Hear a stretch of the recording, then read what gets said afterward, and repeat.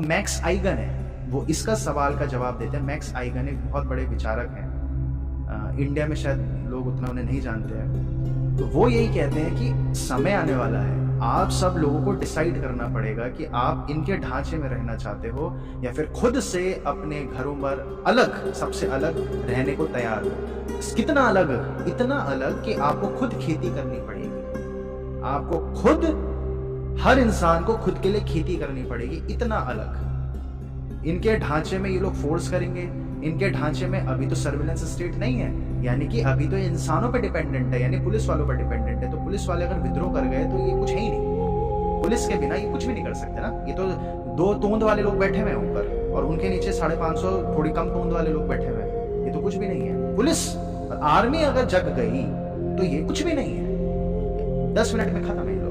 लेकिन अभी वो लोग नहीं समझ पाएंगे क्योंकि वो लोगों को ऐसा जकड़ा गया है ना कि उनमें समय नहीं है और डर है, फियर है। तो मैक्स आइगन कहते हैं ये लोग भी हट गए, पुलिस वाले भी हट गए, तब तक इनकी सर्वेलेंस स्टेट रेडी हो जाएगी। सर्वेलेंस स्टेट रेडी होते हर जगह कैमराज हैं, जो जब चाइना में आप मॉडल देखते हैं, चाइना में ऑलरेडी मॉडल आ चुका है। आपके फेस के एक्सप्रेशन से इन लोगों की कोशिश होगी कि आपके फेस के एक्सप्रेशन से ये बता दे कि आप कुछ गलत करने वाले हैं। आपके अंदर धीरे धीरे वो हार्मोन्स, वो जो चिप है वो कैलकुलेट कर, क्योंकि चिप तो ऑलरेडी आ चुकी है, ये तो मतलब 2014 में ही आ गई थी चिप। बिल गेट्स ले आया था 2011-12 में चिप ले आया था कि अगर किसी स्त्रियों को गर्भवती नहीं होना तो वो चिप शरीर में लगा लें, वो चिप एक हार्मोन रिलीज करेगी, उस हार्मोन की मदद से वो स्त्री गर्भवती नहीं होगी। तो चिप का कंसेप्ट तो बहुत पहले से आ रखा है, अब 2020 में कोविड के बाद फिर से उठ गया।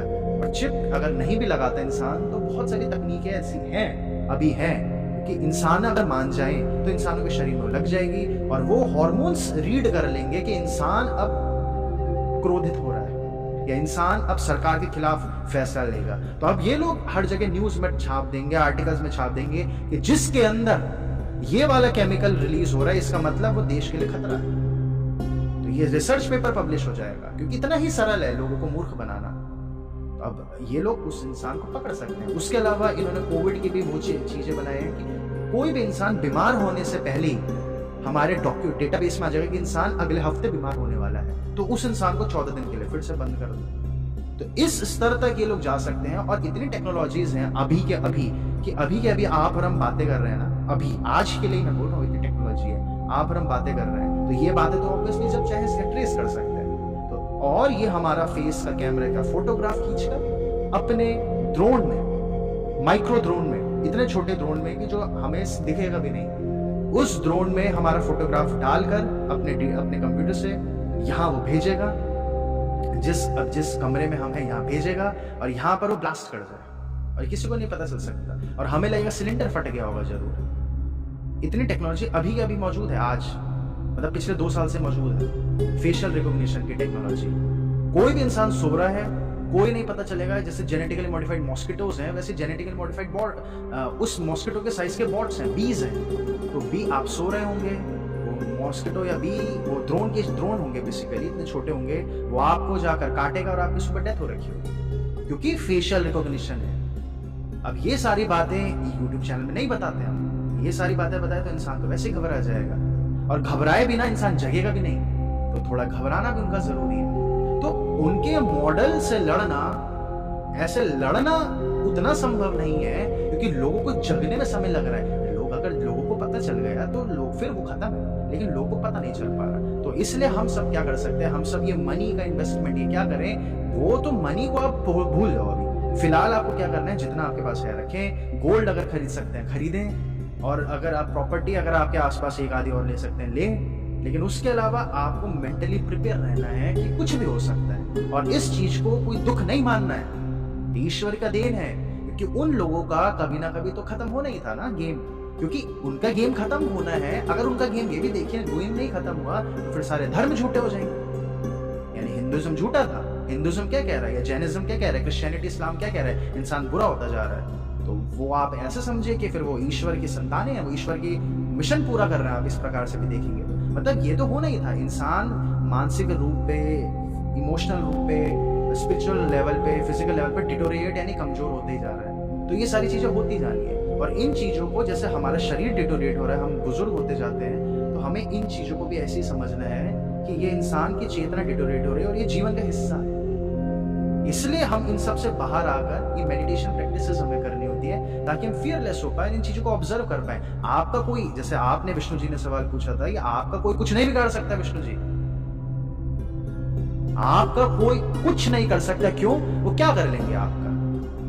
वो आपको ज्यादा से ज्यादा, जब हम ये समझ रहे हैं, ये ध्यान ये हमें समझा रहा है कि मृत्यु ही कुछ नहीं है, मृत्यु ही कुछ नहीं है, तो आपको क्या कर लेंगे? अगर कोई ध्यान इंसान को बोले कि अब तुम्हें भोजन नहीं दे रहे हम, किसी जैन साधक को बोले अब तुम्हें भोजन नहीं दिया गया, तुमने वैक्सीन नहीं लगाई, तो जैन साधक बोलेगा ठीक है मैं संथारा पे चले जाता हूँ, संथारा यानी मैं भोजन ही खाना छोड़ रहा हूँ, क्योंकि शरीर का करना क्या। तो अगर हम ये समझ पाए, इस शरीर को हम समझ पाए कि ये हर वक्त हमारे साथ तो वैसे भी नहीं रहना, ये चेतना हमारी है, और ये चेतना पर वो अटैक नहीं कर सकते, उनके हार्मोन से कुछ भी नहीं कर सकते।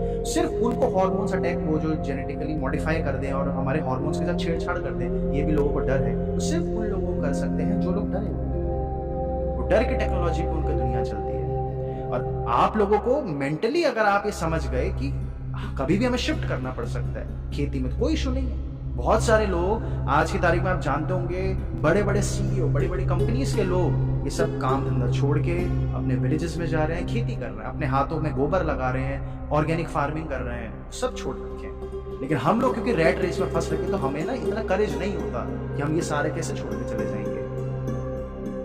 तो वो उन पैसा उन्होंने क्रिएट करा है, तो वो उनके हिसाब से कभी भी खत्म हो सकता है, वो कभी भी खत्म हो सकता है, ऐसा कुछ नहीं है। डेटा इतना है, वो डेटा तो ये कहता है कि 2028-2029 में एक्सट्रीम ये गड़बड़ हो जाएगा बैंकिंग सिस्टम, लेकिन फिर दूसरी तरफ डेटा ये भी कहता है कि 2050 में तक भी कुछ नहीं होगा।